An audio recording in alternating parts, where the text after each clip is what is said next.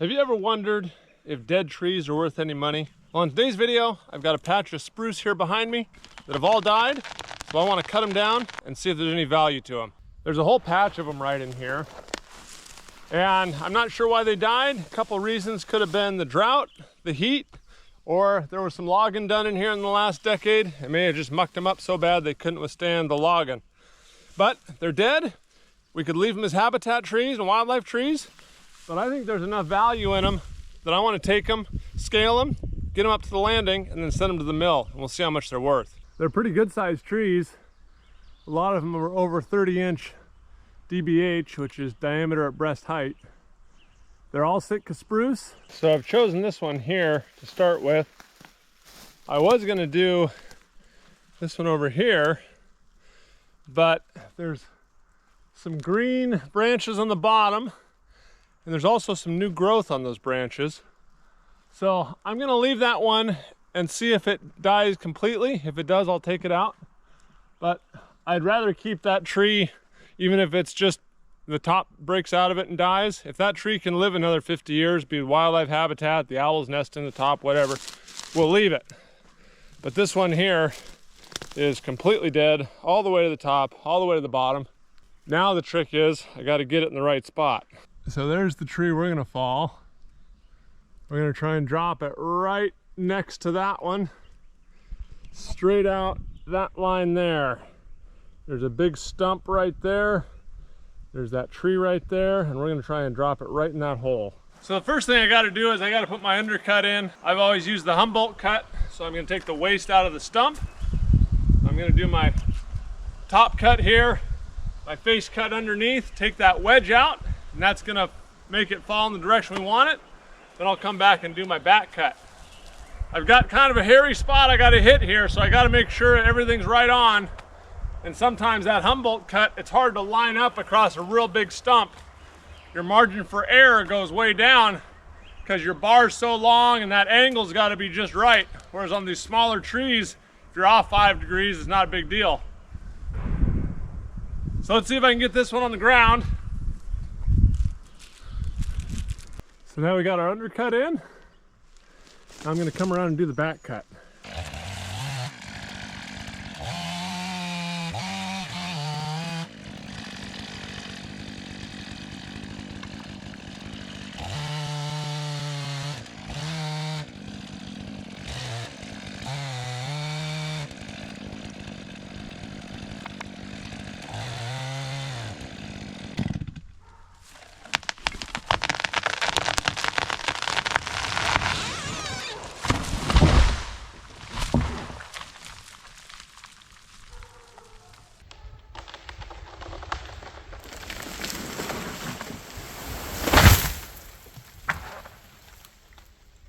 Wow, well that went pretty good actually. Let me show you the stump.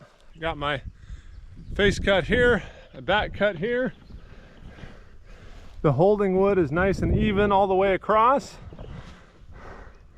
And the back cut lines up right with the face cut. Sometimes the way I learned in the Forest Service was you leave 3 or 4 inches on the back cut. So if it wants to kick back, it has a something to stop it. But a lot of loggers will tell you get it nice and flush or even a little bit below so you get that extra 3 or 4 inches of wood. I don't know which is the right way, but 3 or 4 inches of wood sounds pretty good to me. Well, now comes the hard part, because now I got to go down, I got to limit all the way up, I got to bucket into logs, and then I got to get it to the landing. But it's kind of crooked. It's got a little whoop-de-doo in it. Some of the branches at the top are pretty darn big. But I bet you we can get 2 logs for sure, if not 3 out of this one.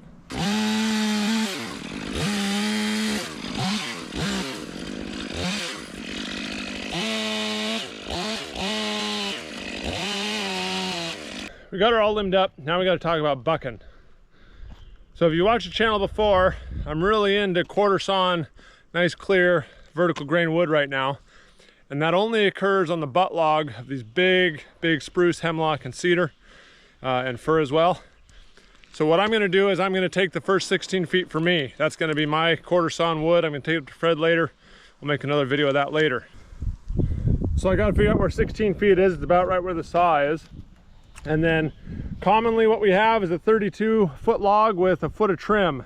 So from there all the way out 33 feet, I'm going to bucket. And that'll be our first log going to the mill. Now the other problem with these big spruce that grow out in the open is the branches up on the top 2/3 of the tree are really, really big diameter. And that is a defect according to the mill. You can't make a 2x4 out of that with a 3-inch knot in it. It's not worth anything. So unfortunately, up here on this last log, we've got some big 3-inch knots all the way up. That's gonna be a low-grade log, and spruce is a low-grade wood. Right now, spruce is selling for about $250 a 1,000 board feet, which is not very good. And a low-grade spruce is gonna be somewhere about $100 a 1,000. So I got to decide if this top log is worth sending to the mill or if it's just going to be firewood. So this video is going to span over 2 seasons. I started this video in the summer and then I ended up going mining and I got distracted and I came back in the winter and finished it up. I'm going to take this one first. And this guy has a little school marm is what I'd call it. A little a false top. See that right there? And those are notorious for breaking out and killing you. So I don't like that a whole lot. And then any one of those dead branches could come out of there. So I got to be real careful on this one. I'm going to be looking up a lot rather than what I'm doing with the saw. But I'm going to try and drop it. I don't know if you can see my skidder. It's back over there. I'm going to try and drop it right over to that little alder standing there. There's a little pink flag. There's one of my seedlings. I might whack him.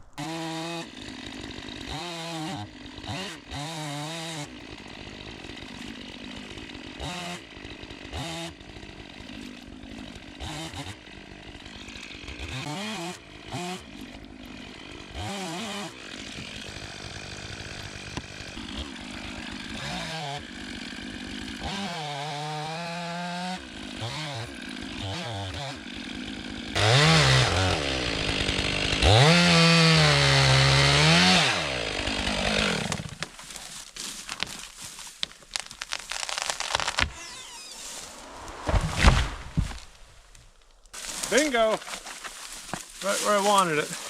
Trunk down here is big and round and nice and clear. So I'll be taking the first 40-50 feet and leave the rest to rot in the woods.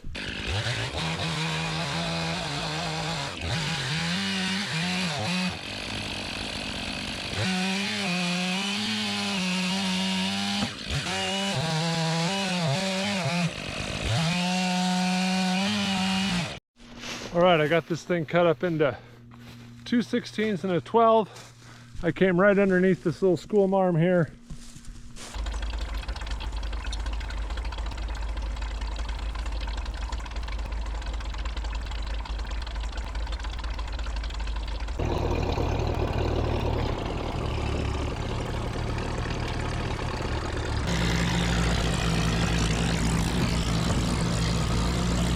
All right, now we're looking at our second one here. This one's all kinds of weird because it's got this little live one hung up in it right there. So I'm gonna try and keep that guy alive, but I really want to follow it right where that little tree is. So I'm gonna show you right into the sun here. But there's that little one I'm gonna try and keep. So I'm gonna try and drop it right through there. I beveled our stump of that one right in front, so if it hits that, hopefully it'll slide off and won't break. Let's see if I can shoot it kind of right out that way. That's a big tree. I didn't get my 2 cuts lined up quite right, but I got my face cut out of there. It's solid all the way through. I've got a 36-inch bar and I couldn't come across there, so it's probably 40 inches or more.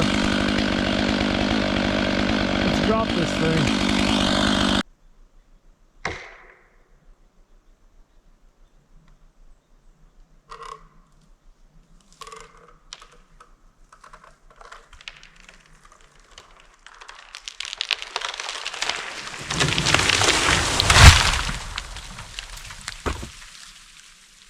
I'll probably get maybe 3/16 out of this come up to somewhere in here. I've got all that to go. Man, that was a big tree. I cut my holding wood off on the far side and it started to go sideways on me, so I got a wedge in the far side real quick and got it to go where I wanted. And hey, look at that. We even saved that little tree. I don't know if it hit that stump at all. I think it didn't even hit that stump. Went right out where we wanted. We saved that little spruce. So that was a textbook drop there. Well, I got two 32-foot logs out of this, so essentially 4 16s. But I'm going to try and skid them as two 32s, 33s, because I got some trim. But that's a lot of wood. I haven't measured the butt down there, but I bet it's over 40 inches. And I bet you this right here is 30 or more. So I counted the rings on the stump.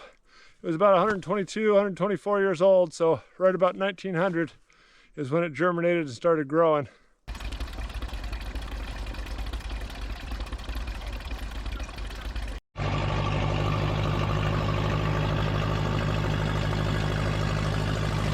Oh man, these things are absolutely massive sticks. Check those guys out. 32 feet long. There's the big end. That's essentially the top of that one. They're huge. All right, I got a 25-inch top and I got a 19-inch top. When you scale those at 32 feet, you get 1,370 board feet in those two logs. If I sold those to the mill, I'd get about 30 cents a board foot, probably less, probably 25 cents a board foot, because they're spruce and they're pretty knotty. So that's $350, let's say. But if I can take them back, mill them up, tongue and groove them into 1x6s, and I can get 1,300 board feet out of it, I can sell that for about $2 a board foot.